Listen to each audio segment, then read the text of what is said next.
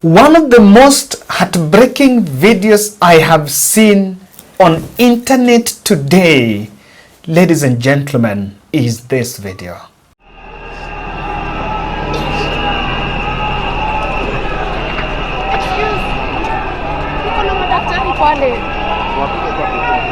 Niko na wagonjwa watu wa gunshots karibu 10 na askari wenzenu. Enda ubia tutaua wengine wengi, enda chukua wengine. Sawa. Kutoka. Ati utaua wengine wengi. Okoa ile amepika. Na sio ndio nafanywa wananirushia tear gas na madaktari nitawatibu aje na ni wenzenu. Aje. Na nilipuli hadi anesthesia ikilipukia watu nitafanya nini na mnatibiwa pia nyinyi. Na sibagui. Sad, this is bad. Kuna wagonjwa 10 wote wanakufia hapa tu ambulance hizi fika.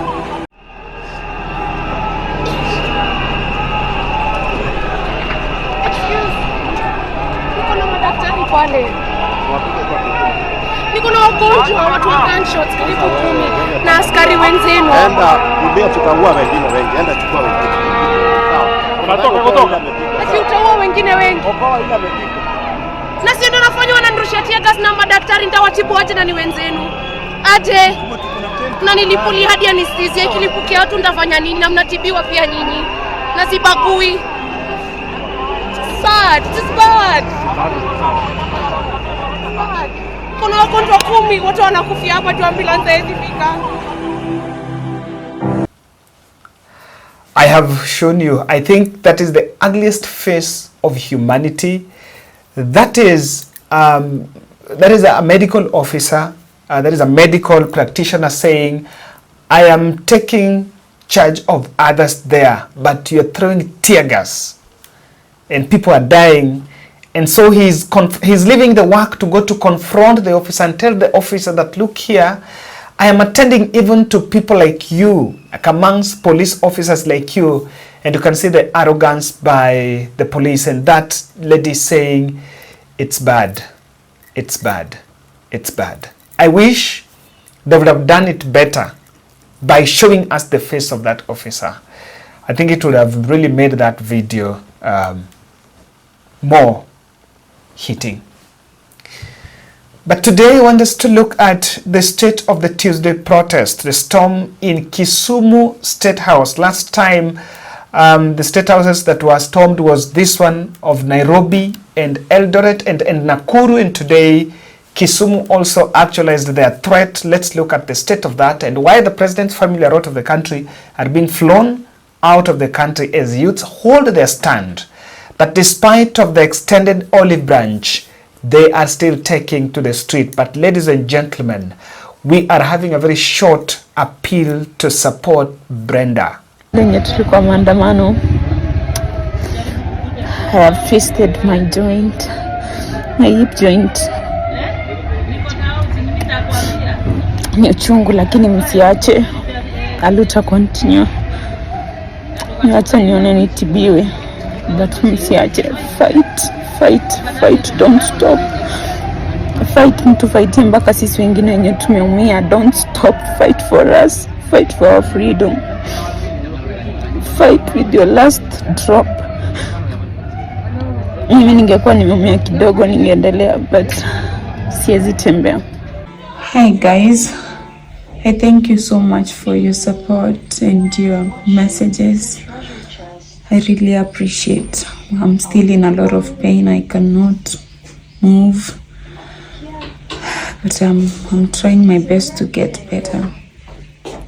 So I thank you so much, those who are with us jana kwa maandamano. Wale wameumia kama mimi, I wish you a quick recovery. So thank you so much. Aluta continue. We are in this together as a country.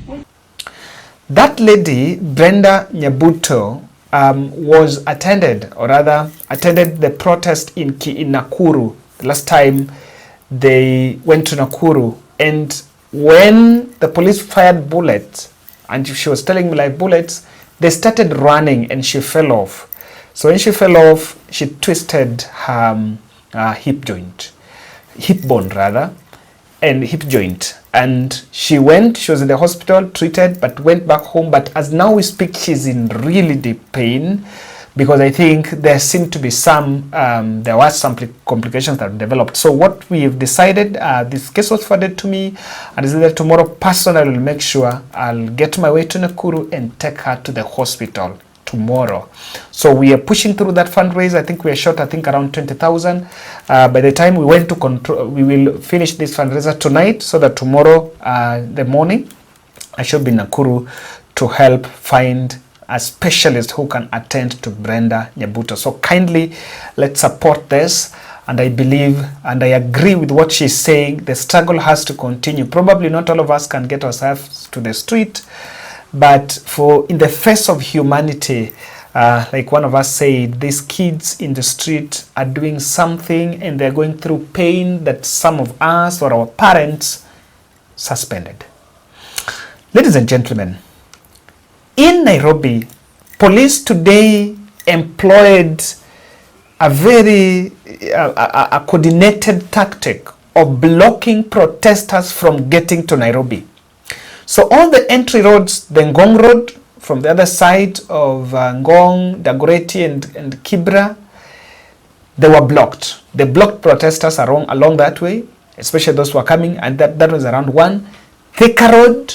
But really quite a number of people overwhelmed the police and were walked to the to CBD, same to Waiyaki Way, and also Mombasa Road and Jogoo Road. Now Waiyaki Way, things did not look very good, because even after police blocked them, then the protest happened in the outskirts. And I think, yes, that strategy of blocking people not coming to CBD, it has worked for them. But look at what happened in Kitengela. The scenes in Kitengela are not looking very nice. The same to the scenes in Kangemi. They're not very good videos, because then the protest, they barricaded the road and the protest took a very ugly turn, especially out of those areas. But let's look at Mombasa. Mombasa has really surprised me. And before we look at what exactly happened in the CBD, I want us to go and look at what happened in Mombasa. In Mombasa, for the first time, we saw violence and cars being burnt and all that. There is one factor we will agree with, and I will agree on this podcast, that the Tuesday protest, 60% was invaded by GOONS. We blocked Gen Z from the CBD and these areas, and then we ushered in GOONS. And to my surprise, those GOONS could not be apprehended. And we are going to look at that. Now in Mombasa, I've just got a case. One of us have just sent me a message. I just want to read this message. What is sent to me is he was in Mombasa and he has explained to me what exactly happened in a text message. I just want us to read here. Kevin, 3 confirmed shot. He shot around 20 to 30 bullets. This is what happened. There was a shooting and a burning of cars in Mombasa at a shop called Cafe Point, owned by a Somali guy. The Somali guy shot at GOONS who had infiltrated the peaceful protest. And the guy shot 2 thieves who were GOONS in self-defense. Then the retaliation came after those GOONS went and then camouflaged with the rest of the crowd. They retreated and then they mixed themselves with the crowd. Then they say the retaliation came and the cops were there. When the business was being ransacked, the cars outside stolen, vandalized, and then burned, while police were not more than 20 meters away from there. I have given a video proof and just came from class and it was happening near my building. Now this is what that gentleman has told me, is a subscriber here. He's saying that incident that happened, GOONS, thieves, they tried to attack that coffee shop.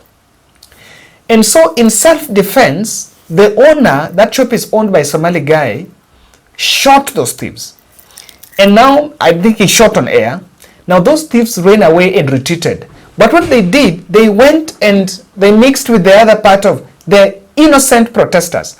But then protesters will then confuse and say that, you know, this guy is shooting at us. So what happened there is protesters did not know, and this is what we need to know. It is not very easy. They did not know what was going on. They did not know that the Somali guy was actually protecting himself from thieves. But what is more annoying, and what that gentleman has told us, has told me there, is the police were around. And they're saying, Kevin, they didn't come. They were standing 20 meters from this incident. And that shows you that to some point, the security had a lapse. Had a lapse. In Mombasa, everything was peaceful. Look at this police officer. He joined the protest and was actually escorting protesters happily, and they were walking.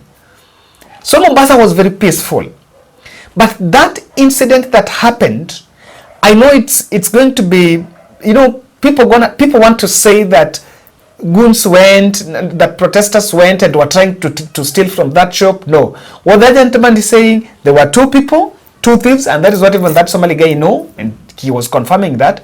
The two thieves, they tried to attack.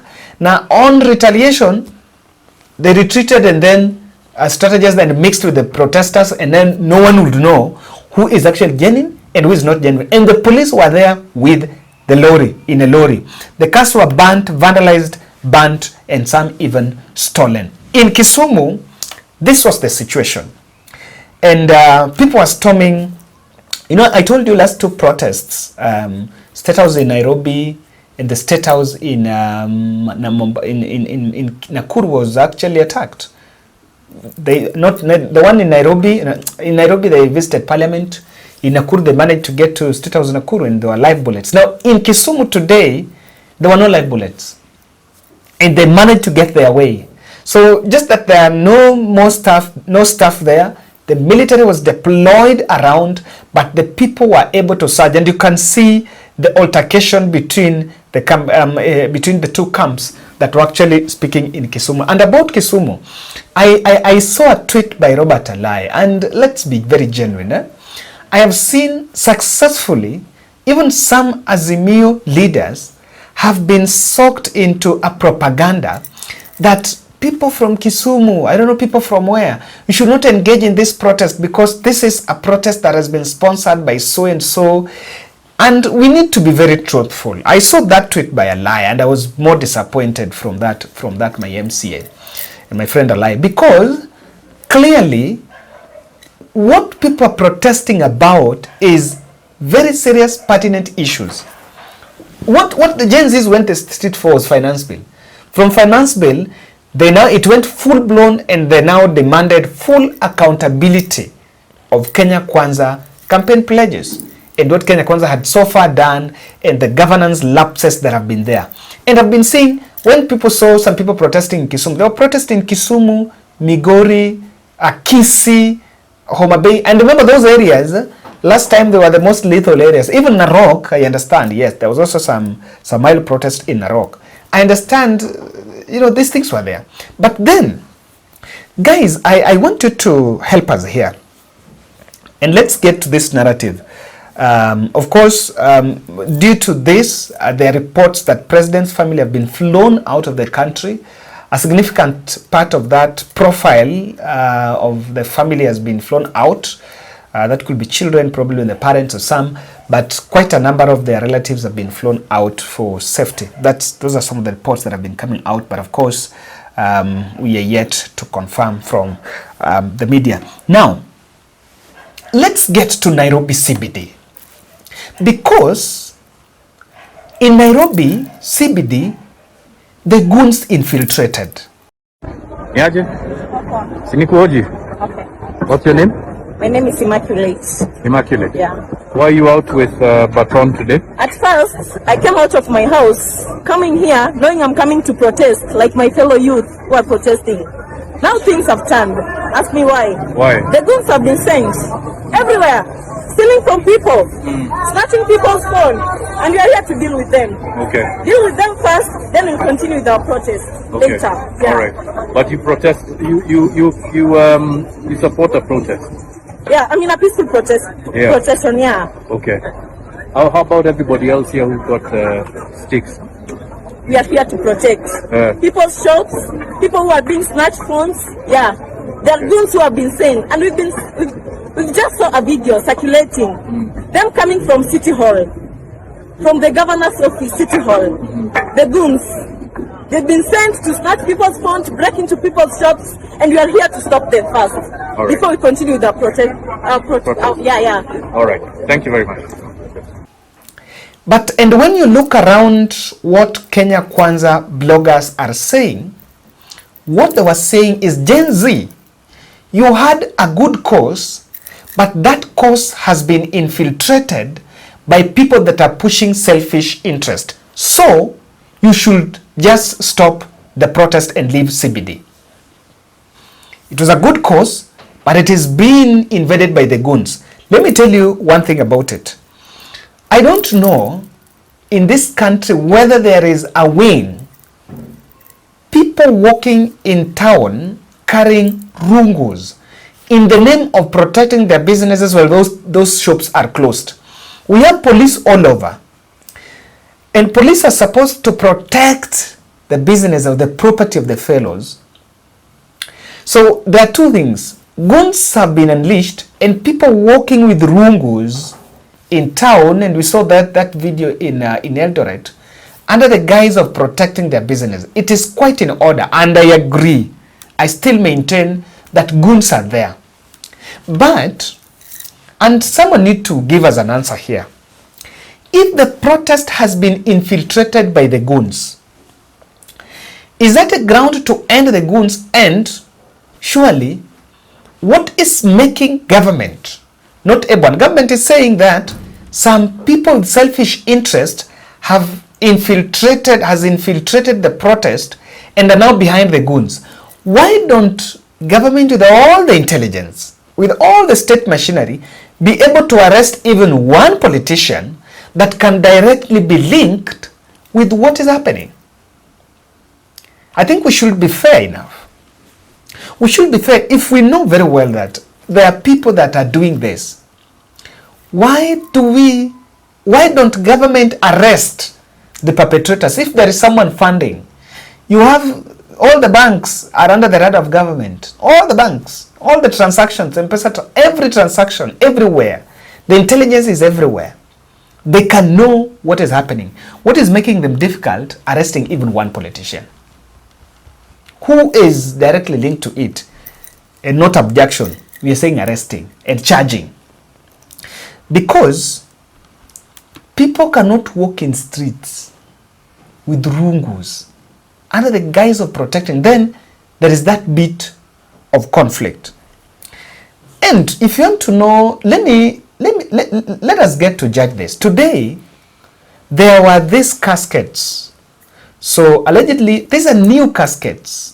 New, but it's expensive. It's around 10K, these caskets.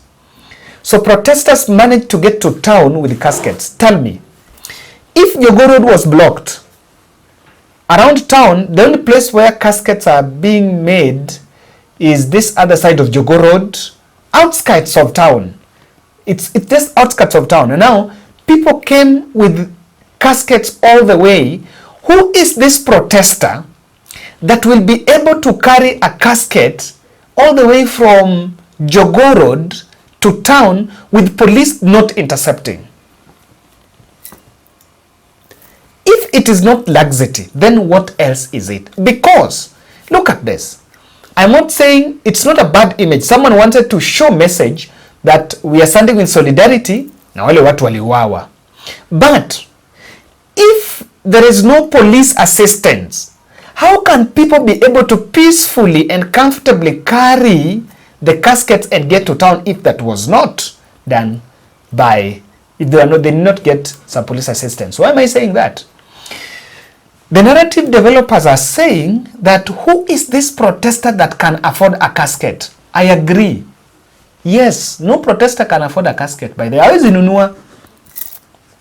Who is this person that can go an extra mile of buying a casket? Probably no. But someone had to stage manage a casket to get to town so that you develop a narrative that this thing is being sponsored. In fact, let me tell you, the reason why goons were unleashed in the street is just to serve three objectives. Number one, someone wants to dissuade the public from the protests by first saying, how do you go somewhere and people are looting?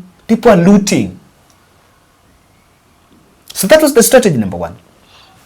And I'm not shocked of this because Kenya Kwanza is full of dramatic fellows. I know these are ideas that strategists can say instead of looking into finance bill and the governance and what the protesters are saying, you try to stage manage how you can prove a point. Dissuade, how would, even if Gen Zs want to go to protest, then one of these videos, will you go? They want to dissuade the public. Number two, the second objective is, I think someone wants to justify the police brutality. And this one, I can pick from President's roundtable, statement in the roundtable. When he was asked about children, a child was shot 8 times, he actually juxtaposed that with someone, allegedly a barber, someone who is running a barber shop, who said that his house was infiltrated. And I just wonder, who ni nani ambaye anafanya kinyozi mwenye anapata namba ya rais akamtumia? Maybe. And so I just, let's get, can you compare life? Is there a justification for shooting a child? It is fair because a child can just be shot because someone has lost his property. Do they even tally? And someone is saying, oh, these things you've destroyed, this one's government can even pay. Can you bring back someone to life? Can you? Can you? You cannot. And the other reason, and this is the reason, someone want to justify. Guys, you've been complaining that police was using live bullets. The reason why you use live bullets is this. And so today we didn't shoot people, but let's see what happened. The other third aspect is to divert their attention from the pertinent issues. And today I'm a bit disappointed. The Kenyan media, mainstream media, was busy running a narrative of demolitions and peace. Demolitions and peace. This is peaceful, this is demolition. This is peaceful or destruction. I think we ran that narrative too much for the last 12 hours. The mainstream media was busy telling viewers where there is a destruction, where there is peace. Where there is a destruction, where there is peace. And I felt that successfully they veered off from the discussion. That why are these people on the street? And that's why I like international media. I saw Sky News, I saw BBC, I saw Al Jazeera. They are still talking about finance bill, and the youths are asking the government to be accountable for the promises. That's what they're doing. But then the international media is not covering that, the cycle of destruction and peace. No. For them, they're saying that for the second week, for the third week in a row, the Kenyan youth, the Kenyan Gen Z are still on street pushing the president to account for the bad governance in his regime. That's what the international media are covering, and I wish we can still hold that line. Not telling people on which shop has been broken and which one has not been. I don't think we've fallen into that trap. Now, what should worry everyone in Kenya Kwanza is, despite of that dialogue call, despite of asking guys, let's come out and talk, what is making it? Why is it that the protest is still on? By the way, I've seen people asking for who is their leader, who is behind it, who is supposed to support and who is not. I looked at that and I was saying, you guys, what are you guys saying? People are not even busy with who is. That protest now doesn't have a leader. They just need an issue. They don't need a leader, they just need an issue. You can see Washington, Los Angeles, Berlin, London, Australia, Canada, Oman. I also saw some protests in action in Haiti. So we need to find out. That's what I want to explain. Why the young people cannot listen to any talk of a dialogue. Despite of we sit down and converse, they have declined because of 3 reasons. Because of these 4 reasons. The first thing here is there is hopelessness. Hakuna hopes. By the way, let me tell you, there is hopelessness. If there is something that was sold, is hope. In the 2022 general election, we gave electorates hopes, but they've later turned out to be false hopes. The hopes that we cannot now sustain. And that hopelessness is, how can people be hopeful of something better if now, just today, the salaries of executives of some MPs has been increased? NHIF is talking about 368 million sent to wrong recipients because of typing errors, something that you and I know very well is just a joke. How can people have hope if a fake fertilizer was sold? People went to buy fertilizer and they were given stones. Where is the hope? So there is a way these people on the streets is hopelessness. And that is what the presidents need to restore. Restore the hope that things are better. I insist and I still say, maybe Kenya Kwanza knows what they are up to. Maybe it is just the people of Kenya that are not understanding. And if they're not understanding, then it's either that which is being explained to something that will work, either amorphous, because it can't be that that all of us are wrong. It's either amorphous without a tail or a head, or those who are supposed to communicate it are not communicating it. And if it cannot be communicated well, then it also goes back to what monster is that? Is that bottom up working? The second thing is Ruto consistent defense of the police is worrying people. And he has maintained, and I said this, I know that as a president, he's in some very difficult situation and would not want to be seen as antagonizing the security apparatus. But just as a responsible citizen, because even me, I was talking with another police, I shared the video in my status, and one of our subscribers here, police officers, was telling me, Kevin, hata sisi tunataka shuke, but what about it? Hata sisi tunataka shuke. And even some are looking at this video and they're saying, I was in a bank just last week. Yeah, I was in a bank. So I was talking to wale polisi wa hapo.